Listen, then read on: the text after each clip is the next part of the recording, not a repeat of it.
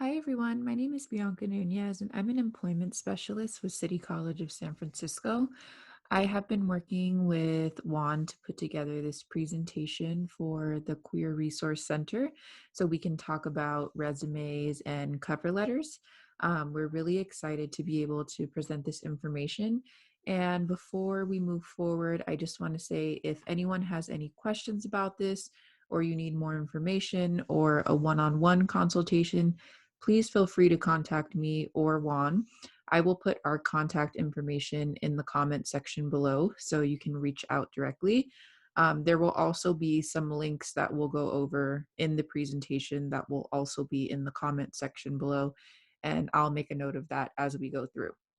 So first, I just wanted to start out with giving an overview of what we're going to talk about today. We're mainly going to focus on resumes because resumes are just the standard documentation that you need when applying for a job or an internship or even volunteer work. A lot of the time they want a resume. We will also briefly go over cover letters. Sometimes employers will also ask for that as an indication of your interest in the specific position you're applying for. And then we'll talk about some different laws and programs as related to the city and county of San Francisco primarily, and also Alameda County. So I wanted to get started before we go into that with Career Services, which is my team. And I wanted to just inform everyone about who we are and what we do. So I know that everyone right now might be at different points in their education journey and maybe even career journey. So there are actually 6 of us, and we each specialize in different sectors. So depending on what it is that you want to do, there's one of us to help you be that bridge towards the sector that you're interested in going into. We have arts, media, and entertainment, business and finance, mine, which is education, public, and social services. We also have healthcare, IT, and transportation, building, and construction trades. So you can see that everyone kind of supports one of the big clusters of work that exists out there. And if you're not interested in education, public, and social services, which is my sector, please reach out to me and let me know another one that you're interested in, and I can connect you with one of my colleagues. They're all amazing and they all do great work in their respective areas. So please let me know. But I wanted to go into some of the supports first that we offer. So when we're on campus, you'll see us doing a lot of classroom presentations and in-person events. And our goal in doing that is to spread the word about our services because not many people know. We are a relatively new team. We've been around for about 2.5 to 3 years. So not many people know of us, but we try to spread the word because we offer a whole bunch of events and workshops that have to do with career preparedness, including resume and cover letters. We do some salary negotiation, different mock interviewing for those of you that might be starting out, you're interviewing for the first time or transitioning and you need a little help brushing up on those skills. We also do job application support. Um, Another big part of our roles are to connect directly with employers in the field. So if you're curious about who's hiring or what the status is of employers in a particular sector, you can reach out to us and we can help give you some of that information so that you're not doing that research and work on your own. A lot of the times we've already done that and we have those relationships with employers to where we're kept current with what's happening. So that's a little bit about what we do. But I also wanted to let you know about something called College Central Network, which is City College's internal job posting database. It has over 2,000 employers on there, and all of these employers are looking for talent from City College of San Francisco.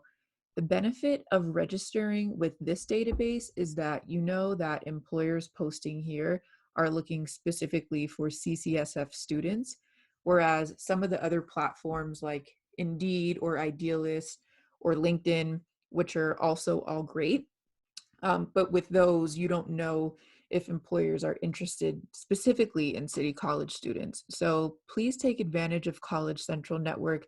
in your job search journey because it has helped a lot of students get work, and all students are actually pre-registered for this. All you have to do is click on the link in the comment section, which I'll include, and then enter your email address and student ID. And then you can sign up for your account and upload your resume, your cover letter, any other materials you'd like to share with employers. So sometimes people include a portfolio of some kind, or images, or a writing sample.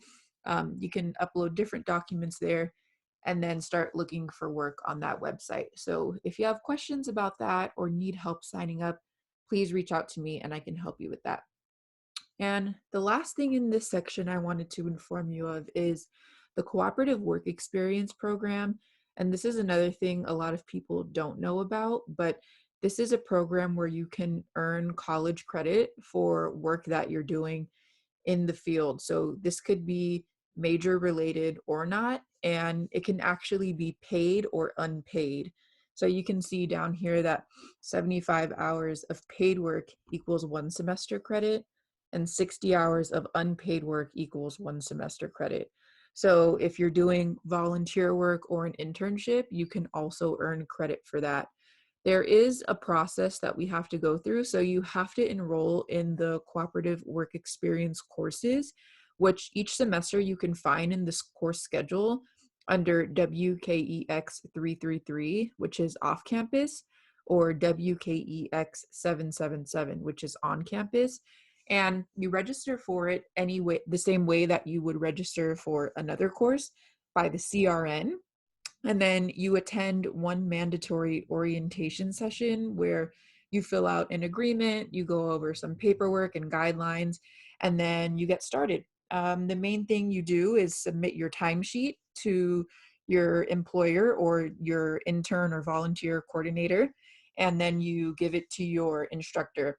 And the units are CSU transferable as an elective. So for those of you that are planning on going to maybe SF State or Cal State East Bay, these are units you can take over with you that will count towards your degree. So again, if you have questions about this, please reach out to me and I can explain in detail a little more about what this process looks like and give you some more information on how to sign up. Okay, so let's go into resumes. And I want to just start with giving a quick overview of what it is. So a resume is a formal document created for the job application process. They include a number of things, including your professional background, so generally your work and internship experience, your education and your skills. And this varies from person to person because each person has a different level of experience. So we'll kind of go over each section and what should be included in each section. So let's start with the overview of it. And I just give this information as a good reference point for keeping it concise and to the point, because recruiters generally spend no more than 10 seconds on average looking at someone's resume. They have a whole bunch of applicants for every position that they're hiring for usually. So it takes them a lot of time to vet the candidates. And so for that reason, it's important that you're using the words and the format and the presentation very carefully so that it captures their attention. In order to do this, you want to read the job description and tailor your resume specifically to the job you're applying for. Because if you're submitting something general to a whole bunch of different employers, they're going to know that you didn't take the time to do the research and tailor your information to them. From the employers that I speak with, a lot of them say that this is something that they really look for in the resume review process, is if your information is tailored to them or not. So this is really important. And this is a good way to get yourself noticed in order to move to the next step, which is generally the interview. So one thing really quickly that you want to avoid is using these cliche words that everyone uses. So I've done a lot of resume review and I still do some for the school district. And a lot of the times what I see is people saying things like motivated, dedicated, fast learner. And those words don't really add anything. They're kind of filler words that a lot of people use just to fill the space. And I mean, a lot of these could be true. You could be motivated and dedicated and a fast learner, but it doesn't actually add any value. It's not specific to you and what you've done. So we'll talk a little bit more about how you want to present yourself and what words you want to use. One thing you do want to focus on is using action verbs. So when you're talking about things that you've done at an employer, you want to talk about those deliverables. What did you manage? Is there any process that you established? Is there a particular thing that you achieved or created or improved? Did you increase something? And did you volunteer for things? Because volunteering is important too. A lot of employers want to see that you're interested in things outside of what you're actually getting paid to do. So just keep those things in mind as we move through the rest of the slides. And we'll go just quickly to contact information. The contact information is really important because this is the information that is going to identify you in the case that you're hired, and also information that's going to be used to contact you. So you want to include your full legal name. And the reason you want to include your full legal name is because when you're hired, you have to have a name that matches your ID and social security number. So just be sure to do that. But if you have a preferred name, that's 100% welcome. So you can definitely put your preferred name in there as well. You also want to include your mailing address. I tell people that this is optional. Some employers may still send mail. This is probably like in the 1% rare. Usually only some counties still do that. Like Alameda County was still doing that like 2 years ago. So include your mailing address if you want to, just to be safe. But some people just put city, state, and zip code, and that's fine as well. Also include your phone number. Make sure that it's correct, because I've seen some people put in the wrong phone number and employers are trying to reach them and they can't. So just double check that your phone number is correct. Also that your email address is correct. For phone and email, you want to check both of these daily, because I've seen cases where an employer was trying to reach someone and they couldn't because the person either had the wrong information or the person wasn't being responsive, and the employer moved on to a new candidate.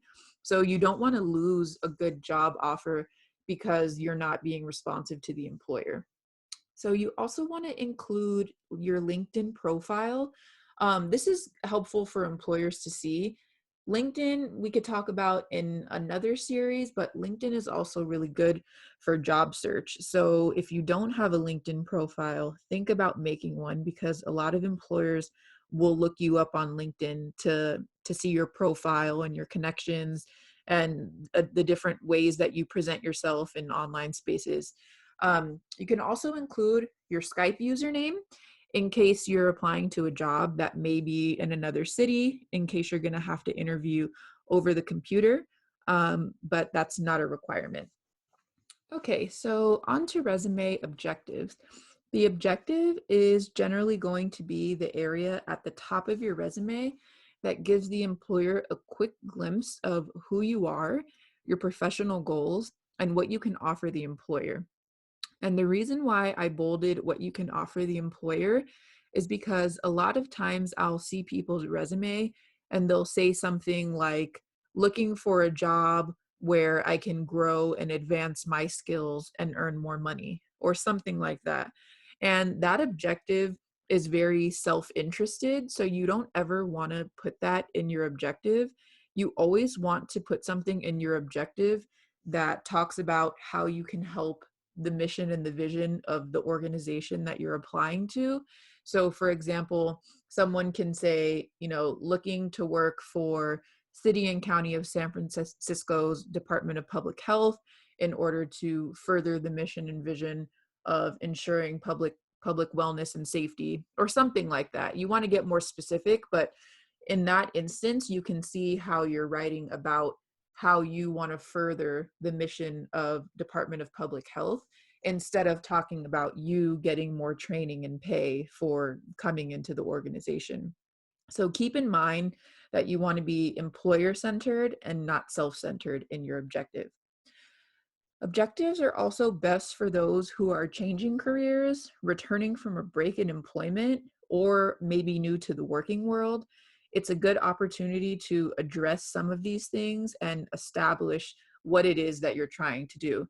Because let's say you're changing careers or there's a big gap in employment and you don't have an objective and you don't say anything, it might be unclear to the employer what it is that you're trying to do. So it's always good to state that in the beginning so the employer knows what direction you're trying to take your career into so they can determine if that's a good fit for them. So if you do decide to use an objective, make sure to use keywords that the recruiter can recognize. So that's why it's important, again, to look at the job description before you apply to a particular job so that you can take particular keywords from that job description and put them in your resume. Because a lot of the times, recruiters are looking for keywords to identify and they're checking them off to see if you fit against a rubric. A lot of the times they're screening against a predetermined rubric, and that rubric will be based on the job description. Sometimes too, employers will have software that does this screening, and the screening software is looking for those specific keywords. So sometimes it's not even a person who's reading it, it'll be a computer. So you want to make sure that you're getting in those keywords for those reasons. So I just wanted to give two examples of different objectives so you can see what I'm talking about. A good example would be health education professional with 3 years experience working with underrepresented patients in a clinic providing counseling and referrals, looking to apply my experience to the position of health worker 1 with the city and county of San Francisco. So in this example, you can see that the person is identifying what they consider themselves as a health education professional. They're also identifying how many years of experience they have from the beginning so that the recruiter doesn't have to go in and add that up themselves. A lot of the times, a job will require a certain amount of experience. So if you make that explicit at the very beginning, then that makes it easier for the recruiter to determine if you're qualified for the position or not. And it also says what the person has done. So working with underrepresented patients in a clinic, providing counseling and referrals. So now the recruiter knows what it is you've spent those 3 years doing, and they would say, okay, this person probably is good with people. They have different knowledge of counseling techniques. They know different organizations in the city because they've provided referrals. So based on this short amount of information, they can quickly determine what you know how to do and see how you would be a good fit for the role that you're applying for. In the next example, organized worker looking for a job where I could learn and grow. I know this seems pretty basic, but I see this a lot. So this is something you want to stay away from. Again, where I can learn and grow, that's self-interested. And organized worker, that doesn't really tell the employer anything more about you other than you're organized. Well, what do you know how to do? What have you practiced your organizational skills in? Where have you done that? What are you trying to do with this job that you're applying for? So there's a lot of unanswered questions in the shorter objective. So just make sure that you clarify for the employer these different key points so that they can make a determination about moving you forward in the process. Okay, so let's move forward to what to include and what not to include. So for education, you definitely want to include any certificates, any degrees, whatever level that is, from associates all the way through PhD if you have that. You want to include relevant classes as well. So maybe you haven't completed a certificate yet, or your associates or your BA, but you've taken 5 relevant classes. So maybe you want to work in business and finance and you've taken some different accounting courses, but you haven't gotten your certificate yet.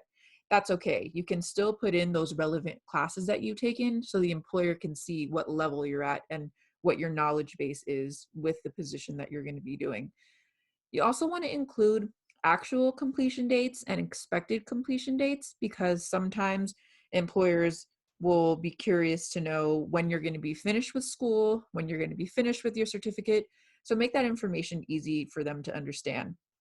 Also, if you have any honors, scholarships, and awards, that's always good and is recognized by employers as being something that stands out, since usually those are things that you have to work extra hard for or apply for, and a committee needs to review. So definitely include that. You can also include your GPA. It's recommended that you include that if it's a 3.5 or higher. That doesn't mean you can't include it if it's a lower GPA, but it just is recommended if it's 3.5 or higher. So for experience, relevant experience is always more important than anything else. So let's say you're applying for the job of health worker and you've done health worker related work 4 years ago, but you've worked at Whole Foods for the past 2 years. You're still going to put Whole Foods, but you might want to highlight the health worker related job a little bit more by expanding on it, or maybe putting it at the top instead of putting it more towards the bottom, so that the employer is drawn to the work that's more relevant versus the work that's more recent. You also want to include any promotions you've gotten, any trainings you've done, supervisory experience that you might have. You always want to quantify things when possible so that employers can quickly see how things have improved or changed over time since you've started. Highlight contributions and improvements, and definitely include volunteer experience, internships, student clubs, and any licenses and certifications that you have. A lot of the times people will leave out volunteer work because it's not paid, so they think it doesn't count as experience, but experience is experience no matter where you get it from. So always include that information, again, especially when it's relevant to the job you're applying for. All right, so let's look at formatting, because formatting is a really important part of the process. On the right, you see an example of a resume that I created, and this is just a sample template. If you're interested in getting the sample template to use, please email me and I'll send you the template. But you can see here, the objective is at the top. That's the very first thing employers see. The contact information is up here in the header. And then I always choose to put education first, specifically because most students, this is going to be the most recent thing that they've done. It could vary from person to person, but since we're City College students, we're going to put this at the top and include our relevant courses, any degrees and certificates, and then go on to professional experience. And this is how you want to format it. You always want to put the dates on the right side because recruiters will look at the dates and try to add stuff up for themselves. You always want to just put volunteer experience, certificates, and awards and references after professional experience and education. So make sure that these two come first and that these, if you decide to include those, come after on the bottom. One more thing about the format is just the different types of fonts and margins and bold and italics that people will use. These are generally some good rules to keep in mind. If you could keep it to one page maximum, if possible, that's great, because generally employers are not going to look at more than that anyway, unless they're hiring for like a manager position or an administrative position.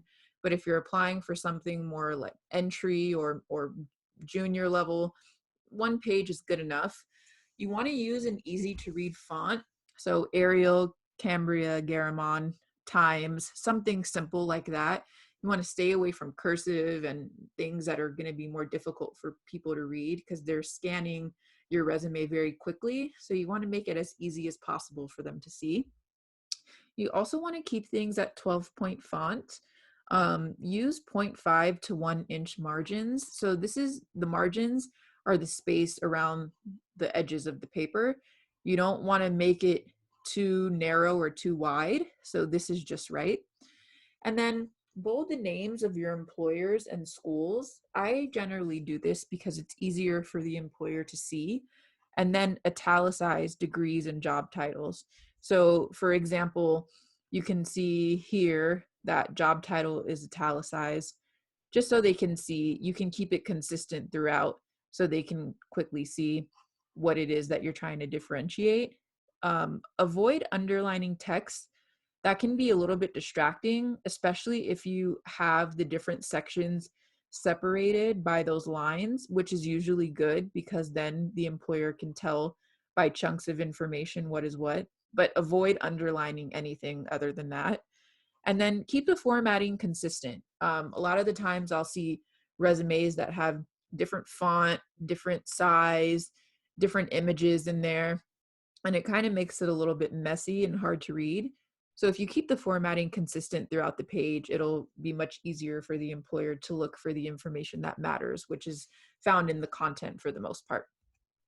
Okay, so I just wanted to show you this resume study. There was eye scan technology given to different recruiters.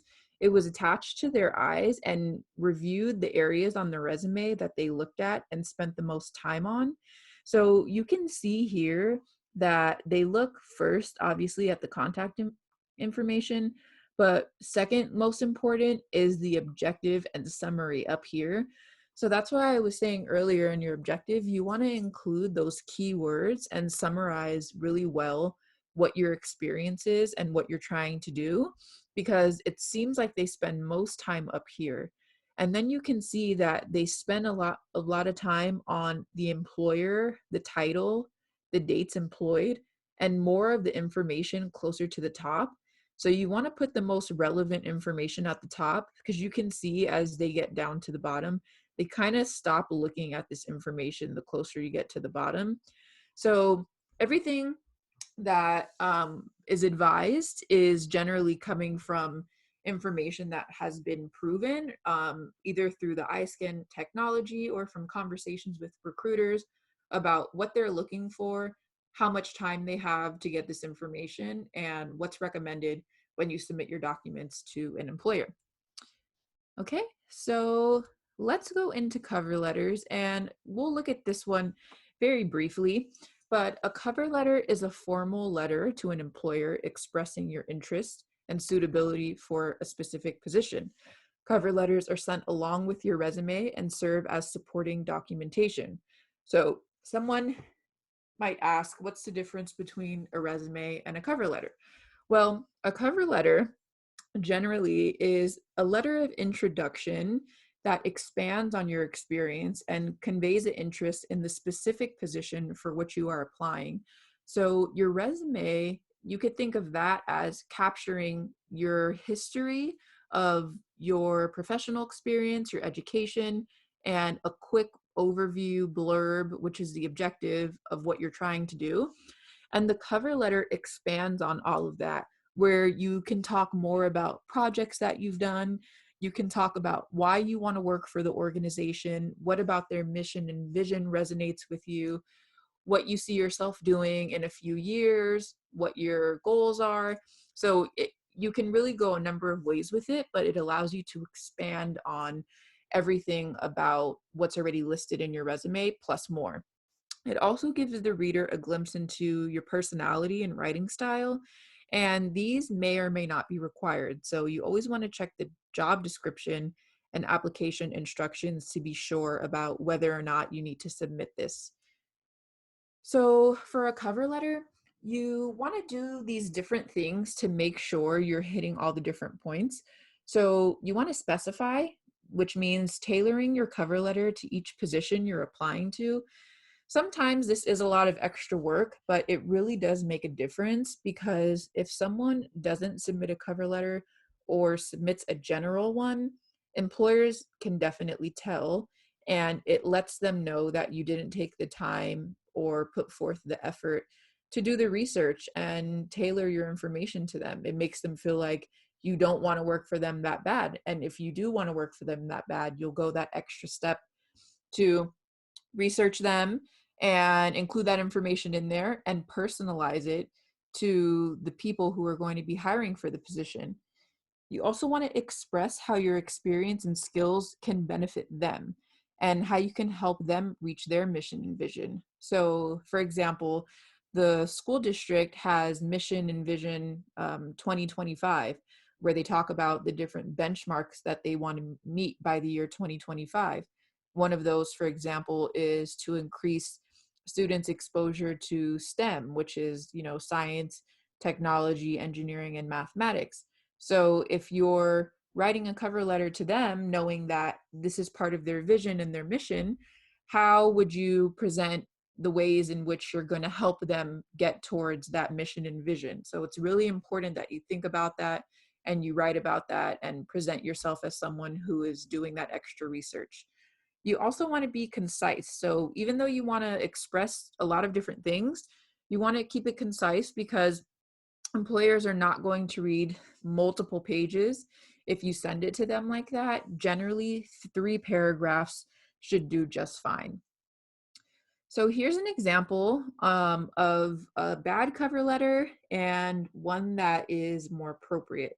So the one on the right, this is a template that I've created, and this talks you through the process of what you should be including in each paragraph, the format that you should use, and some different information that you want to tailor to you. So if you're interested in getting this template, please reach out to me and I'll send it to you. This on the left is something that won't really do anything for you as a candidate for a role. So for example, I'm submitting my resume for your consideration because I feel that I would be very suitable for the position for which you are hiring due to my experience, knowledge, education, and skills. What is this person talking about? What is the experience, knowledge, education, and skills? They're not being specific about what that is. So as a recruiter, if I was looking at this, I would be thinking that they didn't do a good job at presenting what makes them qualified. The person also says, I am very willing and capable of learning any new skills in order to fulfill the duties required to perform the job at hand. If this was a good resume, it would say, to fulfill the duties required, it would actually list out those duties, and to perform the job at hand, it would list what that job is. So for example, fulfill the duties of referring candidates, counseling, reaching out to doctors, reaching out to hospitals, reaching out to social services, to perform the job of health worker with the city and county of San Francisco. So you can see how the more specific you get, the more the employer knows how much time and effort you actually put into doing this. So you definitely want to stray away from being too general like this on the left. You want to work on expanding it out like this on the right so that the employer knows who you are, a little bit about your personality, some things that you're proud of, some things that you like about the employer, about their mission and their vision, about the position, and what you can do if you're hired, and maybe some of your long-term goals. Okay, so we'll quickly go over the structure, and paragraph 1 is just a simple introduction. So you want to include the job you're applying for, the name of the organization, kind of warm it up and set it up for what you're going to say in the rest of it.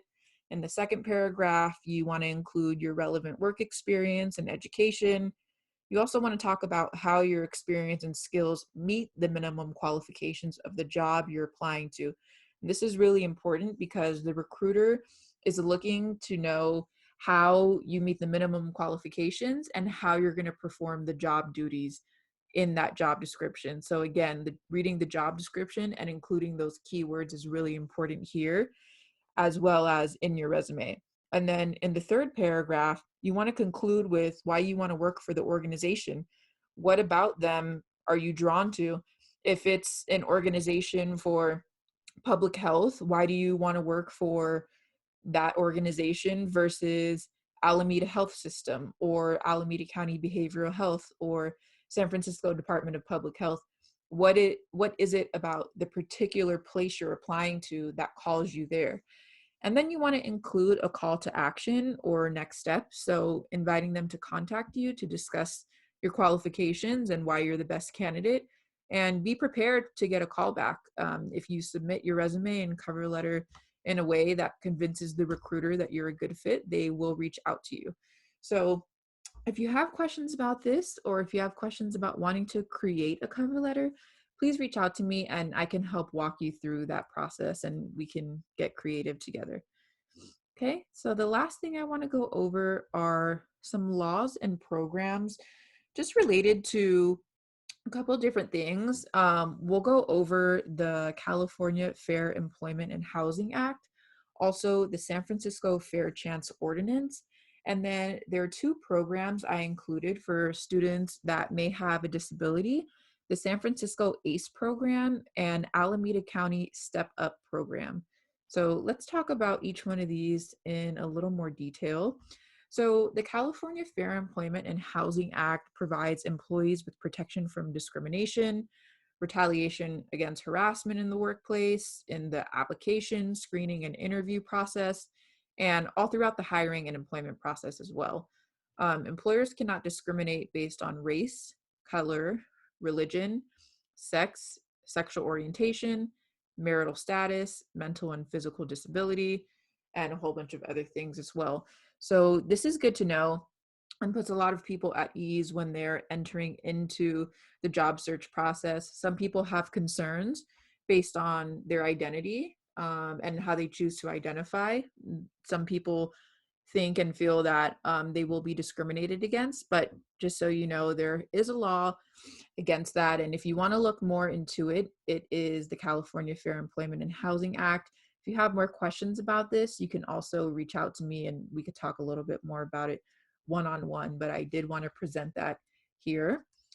There's also the San Francisco Fair Chance Ordinance, and this one is really important too for people who may have a background, who think that the background may get in the way of their job search process. So the Fair Chance Ordinance actually prohibits employers from asking about arrests or conviction records until after a conditional offer of employment is made. So this changed because before they would actually be able to ask you in the application process about different things. And now they can only ask you about that after they've offered you a position. So that means that it's actually opened a lot more opportunity up because somebody may have been rejected beforehand for having a background before they even got a fair chance to interview and display their personality and their skills and their ability to be proficient in the role.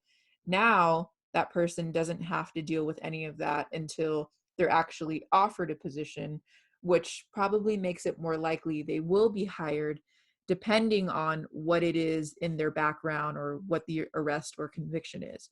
So what they cannot ask you about are arrests not leading to a conviction, participation in a diversion or pretrial program, convictions that were dismissed, expunged, or otherwise invalidated, convictions in the juvenile justice system, any infraction, convictions more than 7 years old, unless you will supervise minors or dependent adults, because that's a little bit different, and convictions for decriminalized conduct, for example, use and cultivation of cannabis. So again, if you have more questions about this, let me know, but I did want to just present it here because this also puts people at ease, specifically people who have been arrested for different things. You know, the arrest not leading to a conviction is not something you have to worry about. Also, convictions that are old, sometimes people have a history and maybe for the past 10 years, a lot of things in your life have changed. So this is just good to keep in mind, and knowing that this is not something you'll have to deal with in your job search and application process. Okay, so let's go on to these two different programs in San Francisco and Alameda County. So the ACE program, which is here, this provides an alternative route towards permanent city employment for qualified disabled individuals. And in this situation, they're referring to a disability as a physical or mental impairment that limits one or more major life activities, or an impairment that makes performance of a major life activity difficult. And for this, you need a certification of severe disability. So this is issued by the state of California Department of Rehabilitation Services or the United States Veterans Administration. So if you want more information about how to apply for that, reach out to me and I can connect you. But the benefit of the ACE program is that no civil service exam is required. And the benefit of that is that, for one, you don't have to take the exam, but for two, the hiring process is a lot faster, because what is the biggest holdup in getting city and county employment is usually waiting for the exam to be scored, waiting to be put on an eligibility list, and then being called from the eligibility list. So not having to deal with that portion of getting a city and county job actually makes it a lot faster for you to get through that process. So again, if you want more information about this, let me know, but I wanted to present it because it's a great opportunity to get into some entry level classifications with the city and county of San Francisco if you have a disability. And then Alameda County has a similar program. It's called the Step Up program. And this also offers employment opportunities to individuals with severe disabilities. Same thing as San Francisco for Alameda, a certificate of severe disability must be obtained from the State Department of Rehabilitation. For Alameda County, you can call 510-622-2764 and they can connect you to the nearest office in that area. But same thing here is that no civil service exam is required. And when a step up recruitment is open, applicants just complete an application and other forms, and then they're going to be viewed by the recruiters for that particular classification. So you can look on www.acgov.org for this, and I'll include that link in the comment section below too. If you have questions about this, reach out to me. There is a HR analyst with Alameda County who deals specifically with the Step Up program. So I can connect you to her if this is something that is going to be good for you and if you are in the East Bay. Okay, so that's all that I have for this presentation. If you have any questions about resume, cover letter, interviewing, any of the career services supports that our team offers, any of the laws and programs that were presented, please reach out to me. My email is bnunez@ccsf.edu. And again, I'll include that in the comment section below, as well as Juan's email and contact information. So thank you so much for watching. We appreciate your time. We hope you are all doing well and taking good care. Thank you. Bye.